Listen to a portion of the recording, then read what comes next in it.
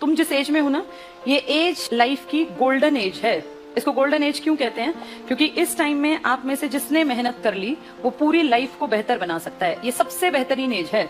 इसमें दो रास्ते निकलते हैं। एक रास्ता जो हमें सही दिशा में ले जाएगा और लाइफ में सक्सेसफुल बना देगा। सक्सेसफुल होने के बाद ये होता है कि चांसेस बढ़ जाते हैं कि आपकी लाइफ आसान बन जाएगी। जैसे मान लीजिए कोई नहीं कमाता है तो उसके दुखी रहने के चांसेस बढ़ गए। कोई कमाता है, सुख दुख तो भगवान की देना ही हमारे हाथ में नहीं होते। किसी को बीमारी लग गई है, किसी को कोई दिक्कत आ गई, लेकिन अगर पैसा ना हो और दुख आ जाए तो वो दुख कई हजार गुना बढ़ जाता है। अगर पैसा हो तो दुख भी कट जाता है। तो आपका रास्ता जो है ना, ये एक तो ले जाएगा सही रास्ते पर और एक आपको भटकाएगा। आपकी एज में सबसे इंपॉर्टेंट है सही टाइम पे सही डिसीजन लेना।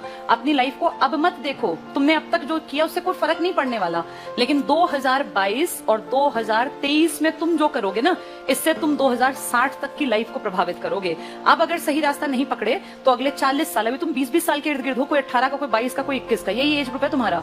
तो तुम्हें ये बता रही हूँ, तुमसे मेरी एज लगभग डबल है। मेरी एज है 39+। और मेरा ये अनुभव है इतने सालों में कि जो इस टाइम पे सही टाइम डिसीजन ले गया ना, उसकी लाइफ बहुत बढ़िया कटती है। जैसे मैंने बताया, मैं 20 साल में नौकरी में आ गई, उसके बाद से मेरी लाइफ बेहतर बेहतर बेहतर होती चली गई।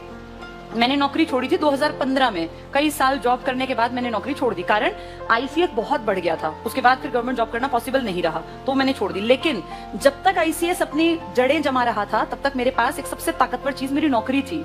आप जिस टाइम पे आप अपना दूसरा काम सोच रहे थे ना करने का, उस टाइम अगर आपके पास पीछे एक बैक है तो आप फ्री रहते हैं। हम इतने सालों तक जो आईसीएस को धीरे धीरे करके बड़ा करते रहे, उसका लॉजिक ही ये था क्योंकि पीछे एक सिक्योरिटी थी, एक सेफ्टी थी कि मेरे पास गवर्नमेंट जॉब है। तो तुम भी अगर जीवन में कुछ बड़ा भी करना चाहो ना, जैसे कई लोगों के सपने बड़े होते हैं, वो सोचते हैं कुछ बड़ा करेंगे, उस बड़े तक पहुंचने के लिए एक प्लेटफॉर्म की जरूरत पड़ती है। एवरेज घर के बच्चे को, किसी को पेंटर बनना है, किसी को गायक बनना है, किसी को डांसर बनना है, कुछ भी कर लो, लेकिन आपके पैर जमीन पर रहने बहुत जरूरी हैं। और हम आम परिवारों में पैर जमीन पर तभी टिके रहते हैं जब हमारे पास कोई काम धंधा होता है। और हमारे लिए सबसे बेस्ट है एक बार गवर्नमेंट जॉब मिल जाए, फिर अपनी मर्जी की लाइफ आप कैसे भी जी सकते हैं।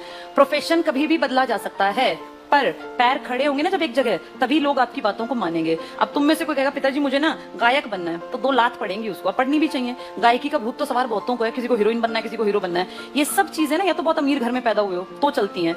एवरेज परिवार में सबसे पहले पैसा कमाना सीखो, फिर उस पैसे को अपने ऊपर लगा दो। मैंने 2015 में जॉब छोड़ी तो मेरे पिताजी डिसीजन मेकर नहीं थे मेरी लाइफ के, लेकिन 2003 में जब मैंने जॉब शुरू की, तब मेरी लाइफ के सारे डिसीजन मेरे फादर लिया करते थे।